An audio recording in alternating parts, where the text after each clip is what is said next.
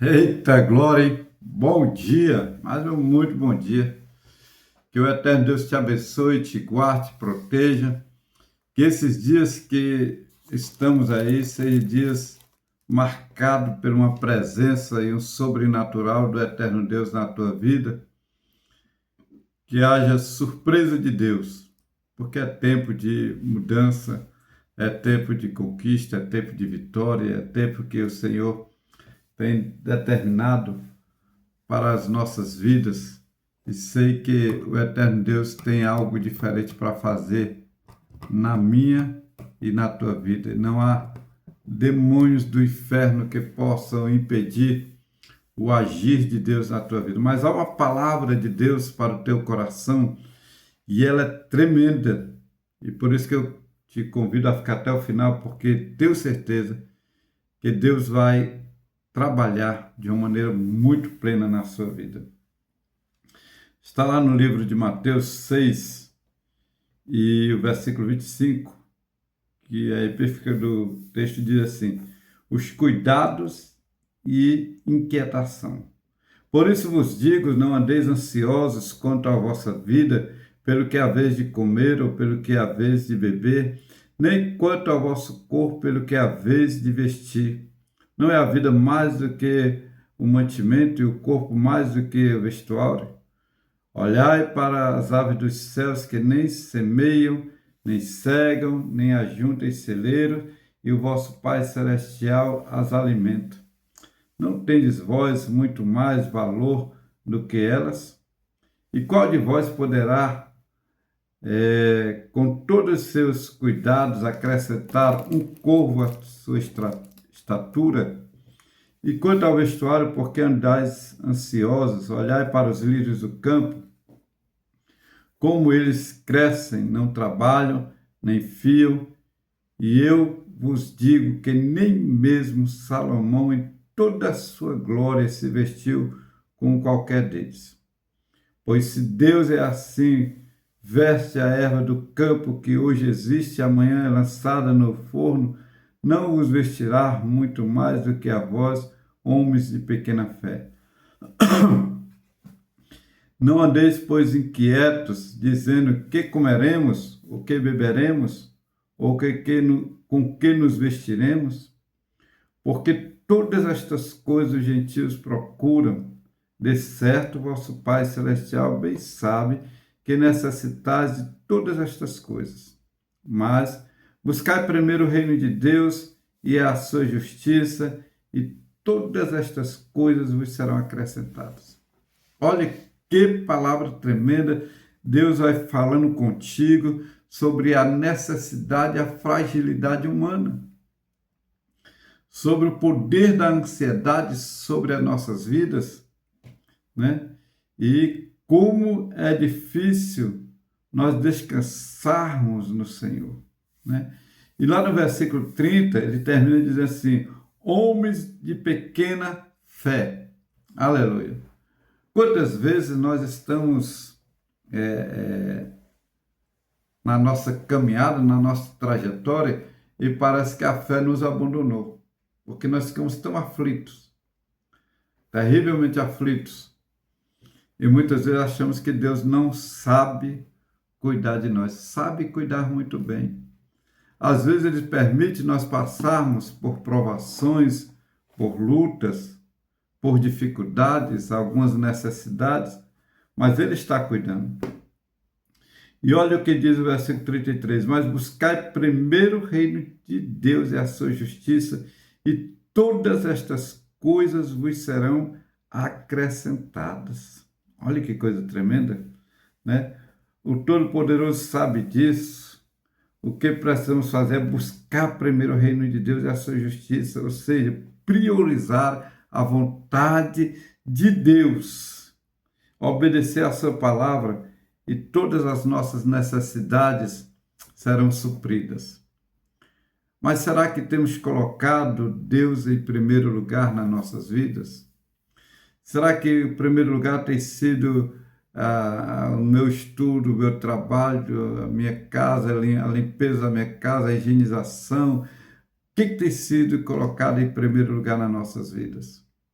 né? Deus está no centro das nossas vidas. Nós estamos vivendo em obediência ao Senhor. Porque se Deus estiver em primeiro lugar nas nossas vidas, a Bíblia diz que nós vamos comer o melhor desta terra. Quando nós obedecemos, quando nós estamos querendo vivenciar aquilo que o eterno Deus tem para nossas vidas. Mas sabe o que nós fazemos? Nós colocamos a nossa faculdade, o nosso estudo, nós colocamos nossos sonhos, nossos projetos terrenos, preste bem atenção, os nossos projetos terrenos em primeiro lugar. E olha que coisa interessante, que é frustrante, nós não estamos nessa terra para viver eternamente. Lutamos tanto porque queremos prosperar, queremos destacar-nos na sociedade em que estamos vivendo, queremos ter o melhor carro, a melhor casa, casa com piscina, casa com isso, com aquilo, tudo do bom e do melhor, e nos dedicamos tanto a isto que muitas vezes não priorizamos nada do reino de Deus. E aí vamos embora para a eternidade sem ter construído nada lá. Por quê? Porque estamos focados tão somente nas coisas terrenas. O nosso foco, o nosso alvo tem sido nas coisas materiais. E aí eu não coloco Deus em primeiro lugar. Por quê? Porque eu não tenho tempo de ir para uma reunião, eu não tenho tempo de fazer um evangelismo, eu não tenho tempo de pregar o evangelho, eu não tenho tempo de ir na igreja. Eu vou na igreja só nos domingos porque eu estou mais descansado. Na semana eu estou muito cansado, não vai. Né? São tantas prioridades que nós temos que Deus vai ficando de lado.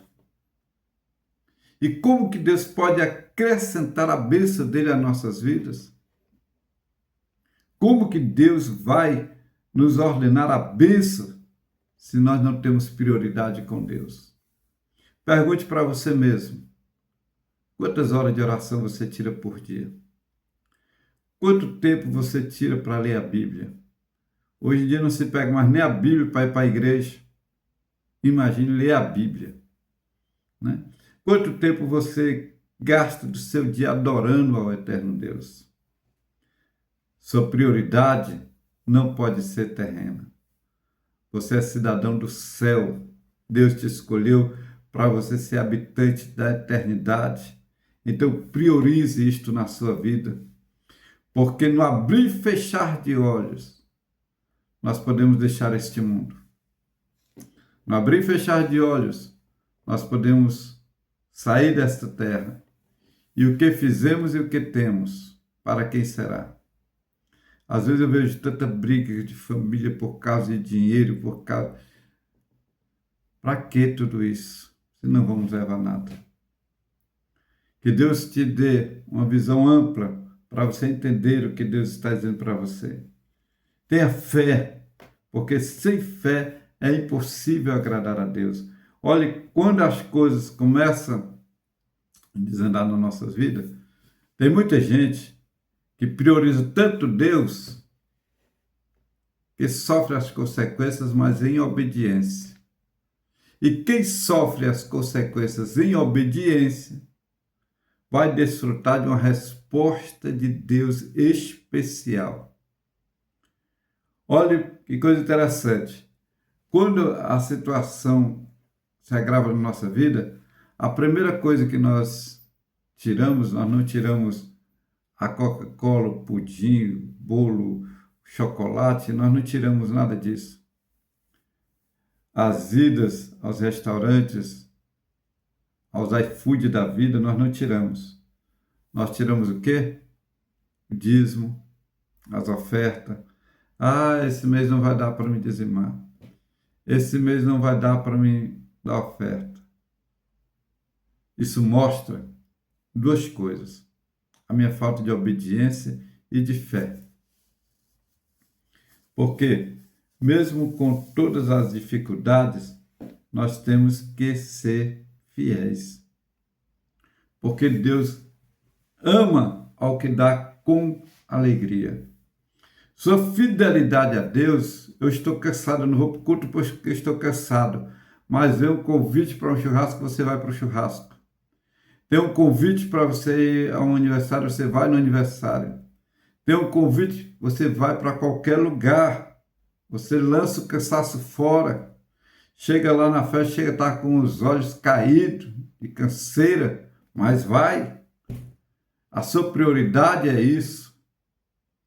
Quando a sua prioridade for Deus, você vai para a casa do Pai cansado e volta renovado, restaurado. Aleluia, porque a presença de Deus traz isso para nossas vidas. Todo sacrifício que nós fazemos para agradar a Deus tem uma recompensa. Então eu tenho inúmeras prioridades, mas Deus não está em primeiro lugar na minha vida. Eu quero que você faça uma reflexão com você. Deus está em primeiro lugar na sua vida? Se você crê, você verá a glória de Deus. Por quê? Porque Deus sabe cuidar de cada um de nós. Nós precisamos crer que aquele que põe a mão no arado não pode olhar para trás. Deus está falando contigo. Te posiciona.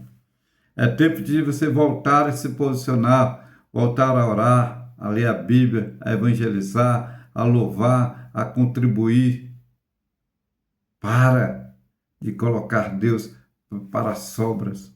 Se sobrar tempo, se eu não tiver nada para fazer, se o dinheiro der, esse mês eu vou dar o dízimo, esse mês eu vou dar uma oferta. Não, querido. Priorize o que é de Deus. Eu comecei a dizimar aos 20 anos. E graças a Deus, de lá para cá nunca parei. Passei fome e necessidade. Mas Deus tem honrado a minha vida. Deus tem sido misericordioso. Então pegue esse exemplo. Seja fiel, porque Deus tem muito para te dar. Aquilo que Deus mandar você fazer, faça. Se você só tiver um carro, Deus mandar doar o carro, doe o carro. Ah, pastor, não, Deus tem o melhor para você. Muitas vezes nós temos que desocupar as mãos para que Deus mande o melhor. Muitas vezes nós temos que desocupar o guarda-roupa, desobstruir, ele está cheio demais para poder vir roupas novas, calçados novos. Que a Bíblia vai dizer, dai, ser-vos-á dado, boa medida, sacudida, transbordante, estarão sobre o vosso regaço. Se você crê nessa palavra, faça isso, obedeça a ela, que obedecendo ela, você vai ter muito e muito, muito mais. Amém?